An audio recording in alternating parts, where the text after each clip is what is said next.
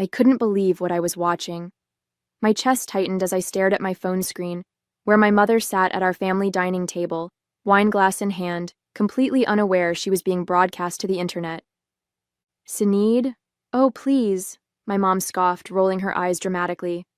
"My daughter thinks selling houses makes her successful. She couldn't hack it in nursing school, and now she's just wandering through life like a desperate failure." My cousin Jenna had texted me an hour ago, "You need to see this, I'm so sorry." She'd attached a link to her latest live stream, part of her ongoing attempt to become a social media influencer. I'd been out of town at a real estate conference in Providence when the family gathered for Sunday dinner, and I was just settling into my hotel room when the message came through.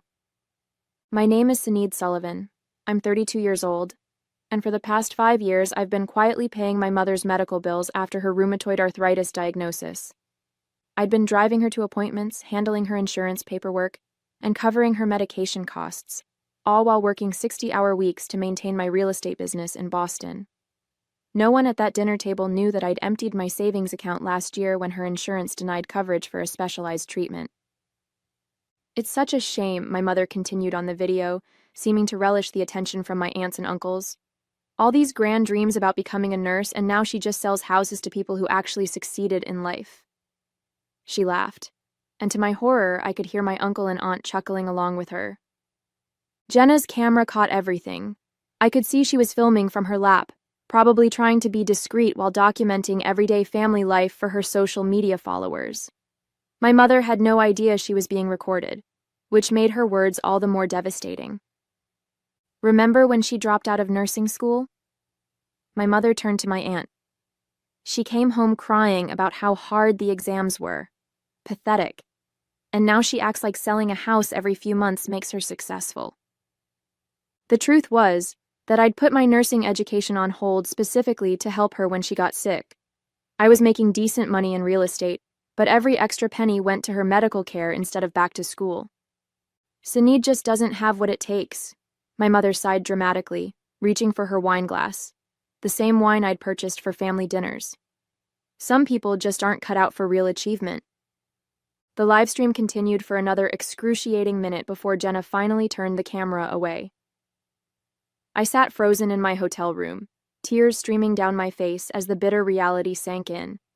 For years, I'd told myself that my mother's occasional harsh comments were just her pain talking or her old-school approach to motivation.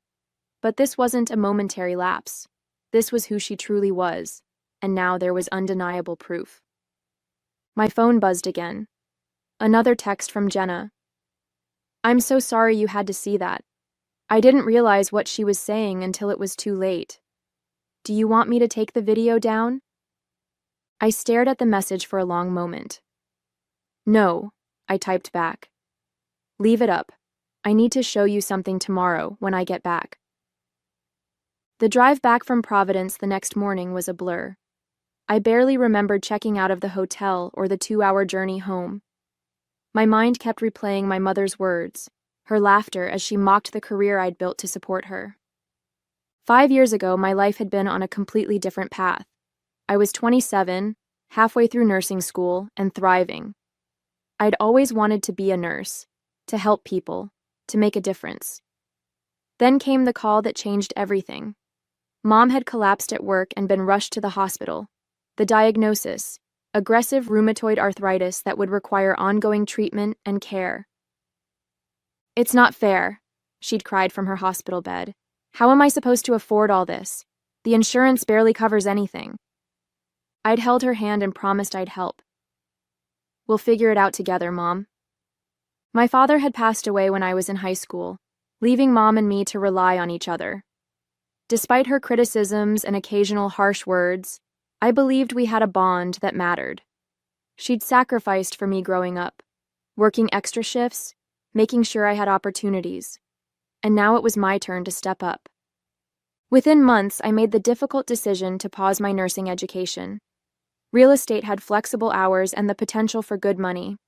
I could drive Mom to appointments, handle her care, and still earn enough to cover our growing expenses. It was supposed to be temporary, just until she stabilized, just until I could save enough to return to school. But temporary turned into years. Mom's condition had improved with the treatments, but she still needed expensive medications, regular specialist visits, and physical therapy. I'd become the sole manager of her healthcare, spending hours arguing with insurance companies and researching treatment options. "You've become so responsible," she would occasionally say in rare moments of appreciation. Those words had sustained me through countless sleepless nights and stressful work weeks. I pulled into my driveway and sat in silence. I hadn't told Mom I was coming back today. She thought I was still in Providence, networking with other realtors at the conference, an opportunity I'd cut short after seeing the video. My phone buzzed. A text from Jenna. "I'm at the coffee shop on Maple. Can meet whenever you're ready." I took a deep breath and tried to organize my thoughts. Opening my laptop bag, I pulled out a folder labeled Mom Medical. Inside was a meticulously documented record of every payment I'd made over the last 5 years. Every insurance premium, every medication copay, every specialist visit, all cataloged with receipts and bank statements. I'd been keeping these records for tax purposes, never imagining they would serve as evidence of betrayal. I gathered the folder, took one more steadying breath, and texted Jenna back, "Be there in 15 minutes." The coffee shop was busy, but I spotted Jenna immediately. At 16, she stood out with her vibrant blue hair and oversized headphones. When she saw me, her face crumpled with guilt. "I'm so sorry, Sinead," she blurted as I sat down. "I didn't know she would say those things. I was just doing my usual live stream thing, and then Aunt Patricia started talking about you, and it got so mean, and it's not your fault," I said, cutting off her rambling. "Actually, I need to thank you." Jenna looked confused. "Thank me? For what?" I placed the medical folder on the table and opened it, revealing 5 years of payment records, appointment schedules, and insurance correspondence. "For showing me the truth," I said quietly. "I've been paying for everything. Her medications, treatments, insurance premiums, everything." Jenna's eyes widened as she flipped through the documents. "This is thousands of dollars." "Over 100,000, actually," I confirmed. "I put my entire life on hold for her. My nursing degree, my savings, even relationships. Everything went on the back burner because I thought she needed me." Jenna looked up from the paperwork, her expression shifting from shock to anger. "And she calls you a failure? That's so messed up." I nodded, feeling a strange calm settling over me. I always thought her criticism was her way of motivating me, that underneath it all, she appreciated what I was doing. I laughed bitterly. Guess I was wrong. "So what are you going to do?" Jenna asked. I took the folder back, my decision crystallizing as I spoke. "I'm done. I've already got the paperwork ready to remove myself from her accounts." "You're not going to confront her?" I shook my head. What would be the point? She'd just deny it or tell me I'm being too sensitive. I pulled out my phone and brought up my banking app. I've been putting aside a little money each month, hoping to eventually return to nursing school. Now I'm going to use it for exactly that. As I spoke, I transferred the money, funds I'd earmarked for my mother's next round of treatments, into my personal savings account. The action was small, but it felt monumental. "Wow," Jenna whispered. "Are you sure?"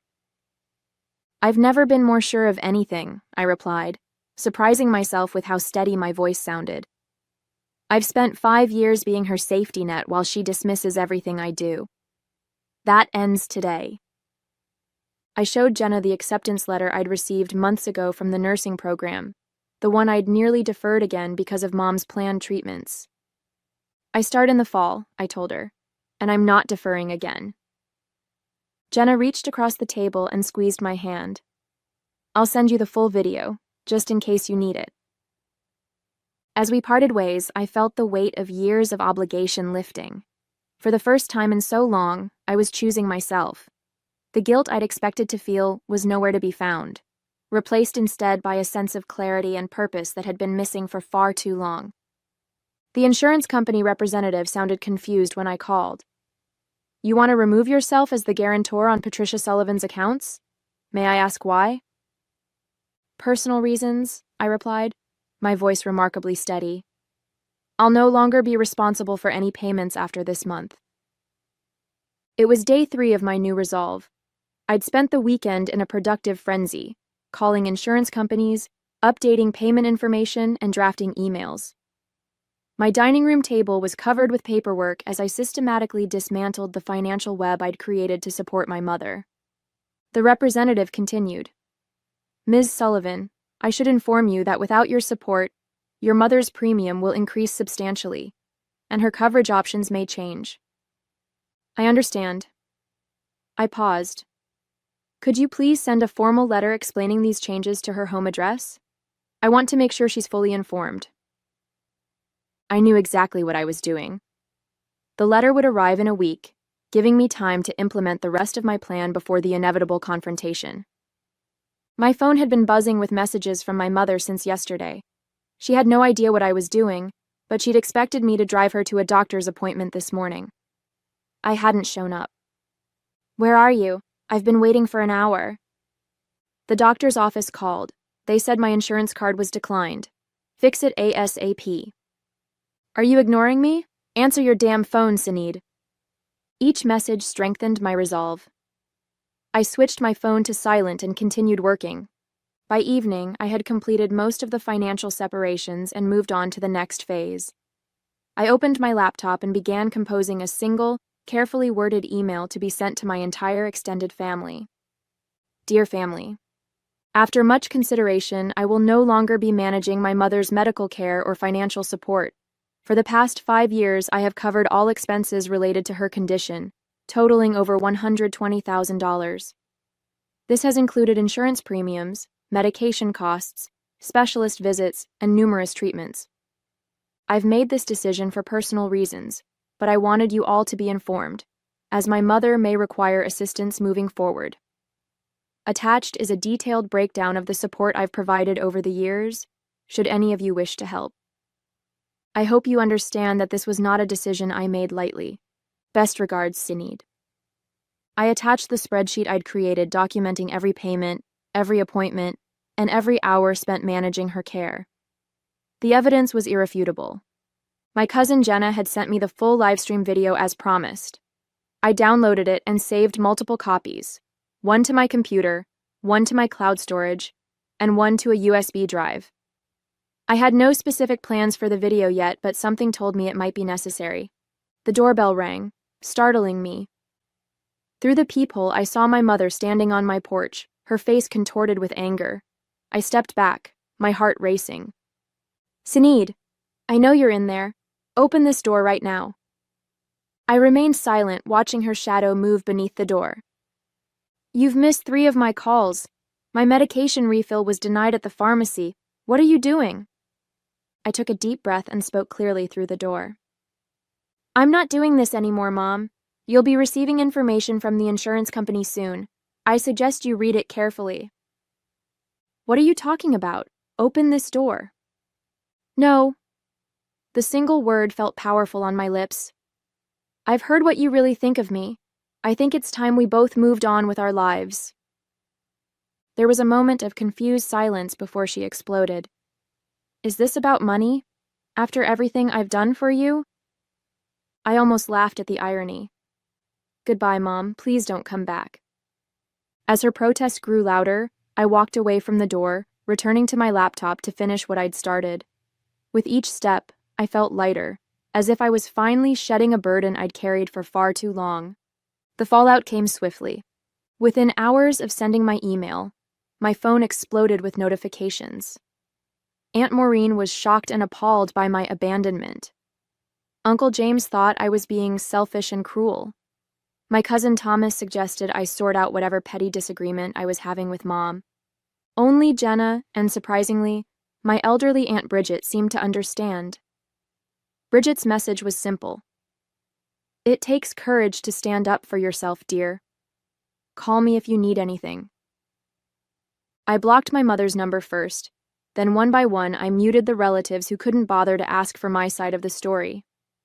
The silence that followed was strangely peaceful. 3 days later, I sat in the admissions office at Boston City Nursing School, finalizing my re-enrollment for the fall semester. You've been away from the program for quite some time, Ms. Sullivan, the advisor said, reviewing my file. But your previous academic record is strong. You'll need to take a placement exam to determine if any refresher courses are necessary. I understand, I replied, feeling a surge of excitement. I've already started reviewing my old textbooks. As I walked across campus afterward, I felt a sense of belonging that had been missing for years. This was where I was meant to be, pursuing my own dreams instead of living in service to someone else's needs. My real estate business would need adjusting to accommodate my class schedule, but I had already started planning. I'd focus on fewer clients, concentrate on higher-value properties, and hire a part-time assistant for administrative tasks. The income would be reduced, but without my mother's expenses, I could manage. When I returned home, a formal-looking envelope awaited me in the mail. Inside was a letter from the insurance company addressed to my mother, mistakenly sent to my address. It detailed the changes to her coverage and the significant increase in premiums now that I was no longer the guarantor. I should have felt guilty. Instead, I felt vindicated. My phone rang. Jenna. "Have you seen what's happening in the family group chat?" she asked without preamble. "I left all those chats," I admitted. "What's going on?" "Your mom is telling everyone you've had some kind of mental breakdown. She's saying you've been under stress from your failing business and that's why you're acting out." I could hear the air quotes in Jenna's voice. She's completely twisting everything around. I sighed, unsurprised. Classic deflection. "That's not all," Jenna continued. "She didn't realize I was still in the chat, and she's convinced Aunt Maureen to let her move in temporarily until she sorts out her medical situation." "Of course she has," I said, shaking my head. "Mom's always been good at finding someone to rescue her." After hanging up, I opened my laptop and found myself staring at the video file Jenna had sent, the live stream that had changed everything. I hadn't watched it since that first devastating viewing in my hotel room. My finger hovered over the play button. There was power in this recording. Power to show everyone exactly who my mother was behind closed doors, to vindicate myself in the face of her lies. But did I need that vindication?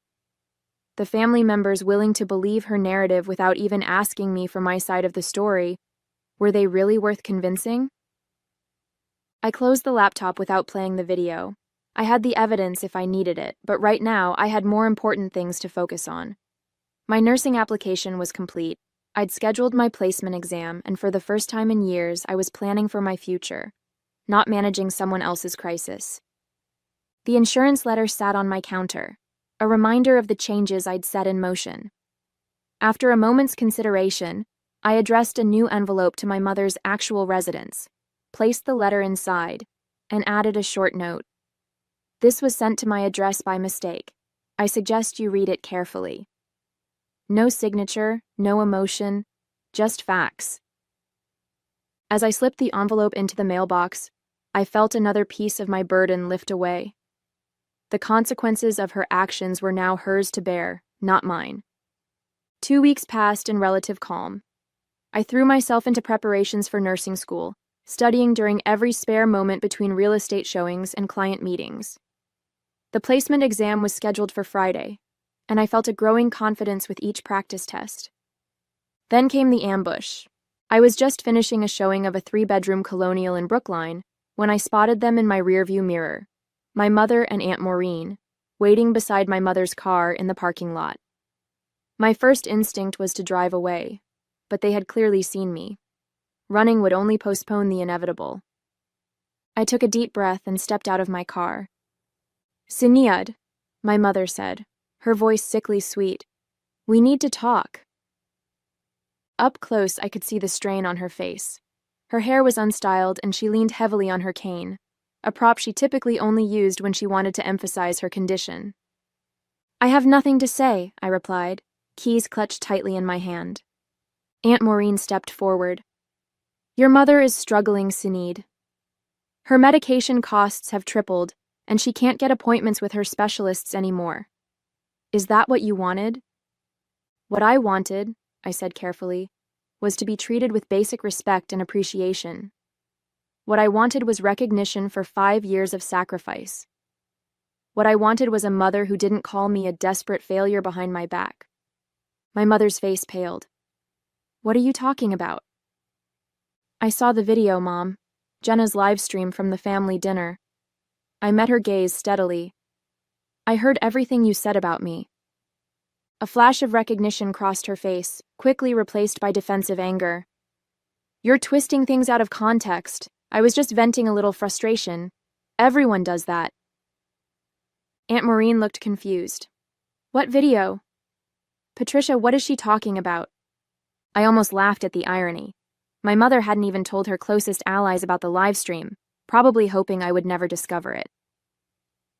Show her the video if you want, I said to my mother. Or don't. It doesn't change anything. I've made my decision. My mother switched tactics, her voice breaking. I'm your mother, Sinead. After everything I've done for you, how can you abandon me when I need you most? Something snapped inside me. 5 years of suppressed resentment boiled to the surface. Everything you've done for me? I echoed incredulously. Let me tell you what I've done for you. I put my entire life on hold. I spent over $100,000 on your care. I drove you to every appointment, managed every prescription, fought with insurance companies on your behalf. And in return, you called me pathetic. You mocked my career, the career I built specifically to support you. My hands were shaking, but my voice remained steady. I sent proof to everyone in the family, every payment, every appointment, every sacrifice. So don't stand there and act like I'm the villain in this story. Aunt Maureen was looking at my mother differently now, doubt creeping into her expression. Patricia, she said slowly, what exactly was in this video? My mother ignored her, focusing her desperation on me. I'm sorry if I hurt your feelings, but this is an extreme overreaction. I'm facing serious health complications. I'm aware, I replied calmly. And I've provided you with 5 years of continuous support. Now it's someone else's turn. I turned to Aunt Maureen. She's living with you now, right? Has she asked you for money yet? How many doctor's appointments have you driven her to? How many prescriptions have you picked up? Aunt Maureen's silence was answer enough. That's what I thought, I said, turning back to my car. I wish you both well, but I won't be manipulated anymore. This isn't over, my mother called after me. You can't just walk away from family. I paused with my hand on the car door. You're right about one thing, Mom. Family doesn't walk away from family, but family also doesn't tear each other down or take advantage of each other. So maybe ask yourself, who really walked away first? As I drove off, I glanced in my rearview mirror. My mother was gesturing wildly, clearly berating Aunt Maureen for something. Some things never change, I thought. But I had changed. And as I headed home to continue studying for my nursing exam, I realized I didn't feel guilty anymore. For the first time in years, I felt free. 3 months passed in a blur of activity. I aced my nursing placement exam, enrolled in the accelerated program for students returning to education, and reorganized my real estate business to accommodate my new schedule. I hired Kylie, a bright college student, as my part-time assistant to handle paperwork and coordinate showings when I was in class. The transition wasn't seamless. There were late nights, scheduling conflicts, and the occasional bout of self-doubt, but each small victory reaffirmed that I'd made the right choice. The weight I'd been carrying for years had lifted, and I approached each day with renewed energy and purpose. My family situation had reached an uneasy stalemate. After our confrontation in the parking lot, my mother had apparently shown her true colors to Aunt Maureen, who quietly reached out to me a week later. I had no idea what you'd been dealing with, she admitted over coffee. Patricia told me you were being difficult and selfish. I should have asked for your side of the story. It's okay, I replied, surprising myself with how much I meant it. Mom has always been good at controlling the narrative.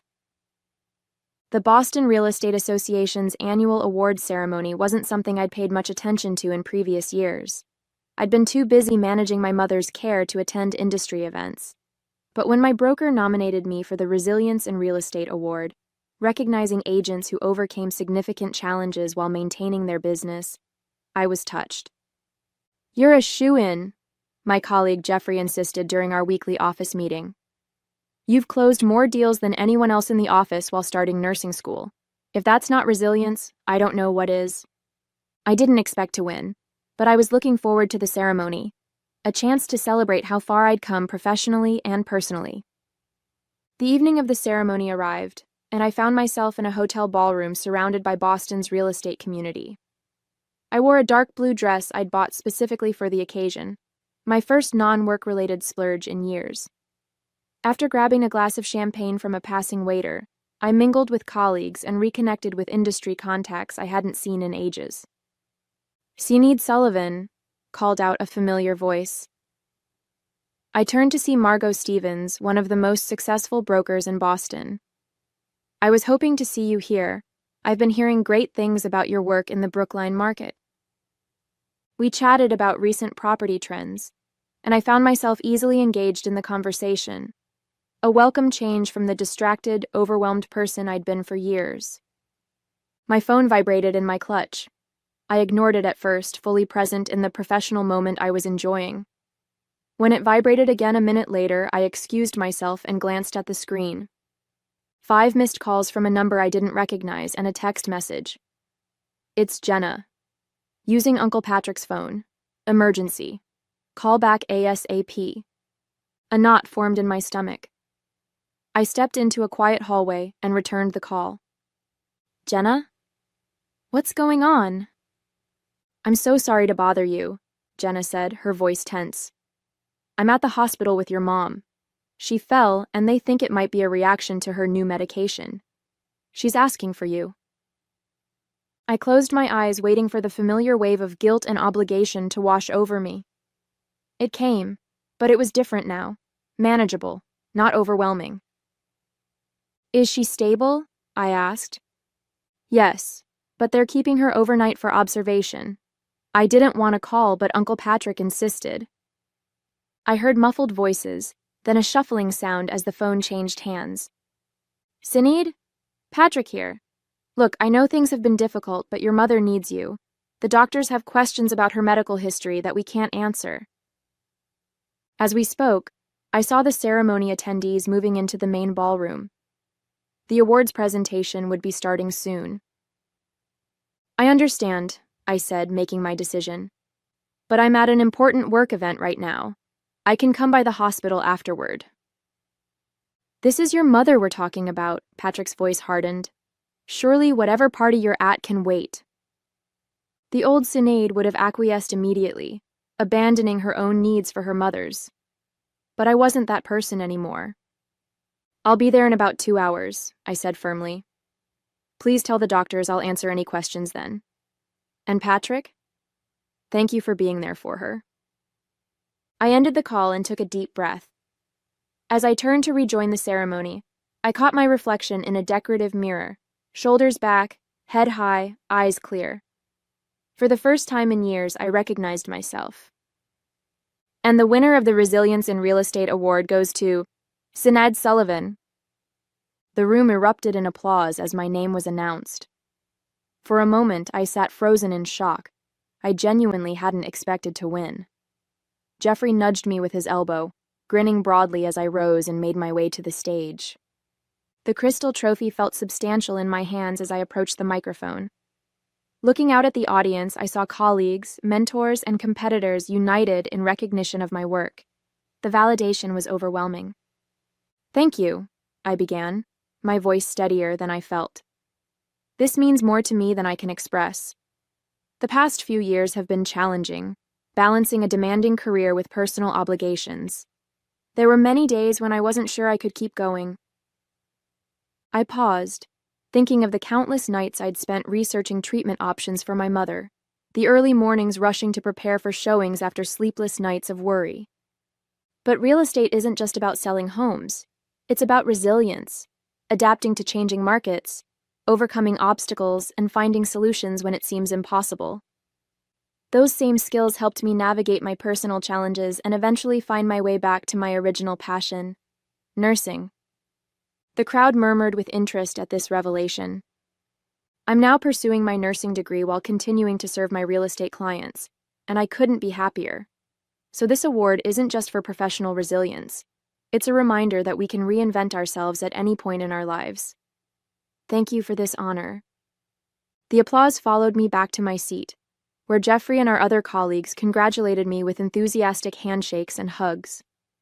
As the ceremony wrapped up, several people approached to ask about my nursing studies, genuinely interested in my unconventional career path. By the time I checked my phone again, it was nearly 9 o'clock. I had 3 more missed calls from Uncle Patrick and a text from Jenna. She's stable. Take your time. I gathered my things, said my goodbyes, and headed for my car, the trophy carefully wrapped in my tote bag.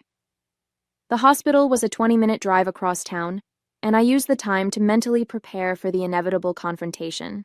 When I arrived at the hospital room, I found my mother sitting up in bed, looking remarkably alert for someone who had supposedly experienced a serious medical emergency. Uncle Patrick sat in a visitor's chair beside her, while Jenna stood awkwardly near the window.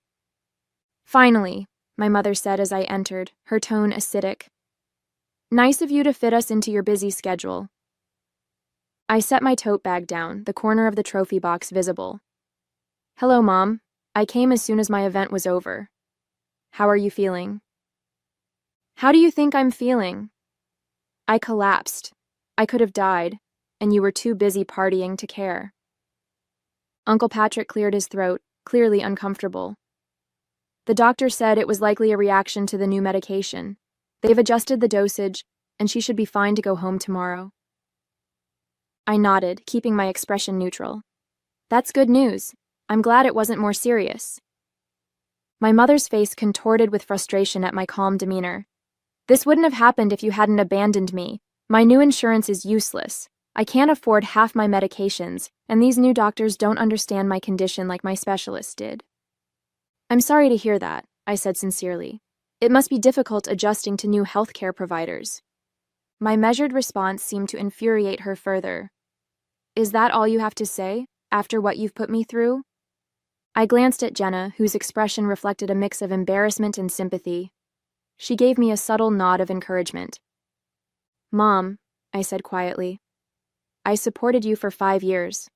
I put my life on hold to make sure you had the best possible care. I did everything I could for you, and in return, you called me a desperate failure. You mocked the career that paid for your treatments. You laughed at my dreams." Uncle Patrick frowned. "What are you talking about, Sinead?" Jenna stepped forward. "The video, Uncle Patrick. The live stream I accidentally recorded at dinner a few months ago. Mom didn't tell you about that?" My mother's face paled. "That's completely irrelevant. Sinead is twisting things out of context to justify her selfish behavior." I reached into my tote bag and pulled out the trophy, setting it on the bedside table. The crystal caught the light, the engraving clearly visible. "Resilience in Real Estate, Sinead Sullivan." "I won an award tonight," I explained to Uncle Patrick, "for maintaining a successful business despite significant challenges. Those challenges included supporting Mom financially and medically for 5 years while she belittled my achievements behind my back." Understanding dawned on Uncle Patrick's face as he looked from the trophy to my mother's defensive expression. "I didn't come here to argue," I continued. "I came because you needed medical information, and I wanted to make sure you were okay. I don't wish you ill, Mom. I never have. I just couldn't keep sacrificing my life for someone who didn't appreciate it." The room fell silent. For once, my mother had no sharp retort, no manipulation tactic ready. She simply stared at the trophy, visible proof of the success she'd dismissed so callously. "I should go," I said softly. "I have an early class tomorrow. Jenna, can I give you a ride home?" As we left the room, I heard Uncle Patrick speaking to my mother in a hushed, questioning tone. The conversation I'd been avoiding for months was finally happening, but this time, I wouldn't be the one fighting to be heard. 3 months later, I stood in my crisp white uniform, hands steady as I administered an IV to my patient. My nursing instructor nodded approvingly as she observed my technique. "Excellent work, Sullivan. Your clinical skills are advancing quickly." I smiled as I secured the line. Thank you. It feels like everything's finally clicking into place. After completing my shift at the teaching hospital, I headed to my car, pausing to check my phone. A text from Jenna lit up my screen. Prof interview going viral. 20K views already. I laughed, shaking my head in amazement. Last week, I'd been interviewed by the Boston Medical Journal about career changers entering nursing later in life. The interviewer had been particularly interested in how my real estate experience had prepared me for healthcare. Both fields require attention to detail, strong communication skills, and the ability to help people through major life transitions, I'd explained. And both taught me the importance of boundaries, something every healthcare professional needs. As I drove home, my phone rang through the car's Bluetooth, an unknown number. Hello? Sinead? It's Patrick. My uncle's voice sounded hesitant. Do you have a minute? I tensed slightly. Is everything okay? Yes, everything's fine. He paused. I saw your interview. It was quite inspiring. Thank you, I replied, surprised by the compliment. Your mother saw it too, he added quietly. I waited, bracing myself for news of her latest criticism or complaint. She didn't say much, Patrick continued, but I think seeing you in that nursing uniform, it finally made things real for her. You really are doing it, becoming a nurse, just like you always wanted. I pulled into my driveway, letting the car idle as I processed his words. I'm proud of you, Sinead, he said, filling the silence. And I'm sorry I didn't see what was happening sooner. The simple acknowledgement brought unexpected tears to my eyes. Thank you, Patrick. That means a lot. After we hung up, I sat for a moment, reflecting on how much had changed in less than a year. The trophy from the real estate awards sat on my mantle now, next to my nursing textbooks, physical reminders of my past achievements and future goals. My mother and I still weren't speaking, but that was okay. I had stopped expecting validation from someone incapable of giving it. Instead, I found it in my own accomplishments, in the patients who thanked me for my care, in the professional recognition that validated my choices. As I entered my home, my sanctuary, I smiled at the stack of nursing journals on my coffee table. Tonight I would study for next week's exam, perhaps call Jenna later to catch up. Tomorrow I had 2 property showings scheduled between classes. My life was full, purposeful, and entirely my own. The phone call from Patrick was an unexpected grace note, not necessary for my happiness, but welcome nonetheless. Whether my mother ever came to terms with my decision didn't define me anymore. I had reclaimed my path, my future, and most importantly, my sense of self-worth. And that, I realized as I settled in to study, was the greatest victory of all.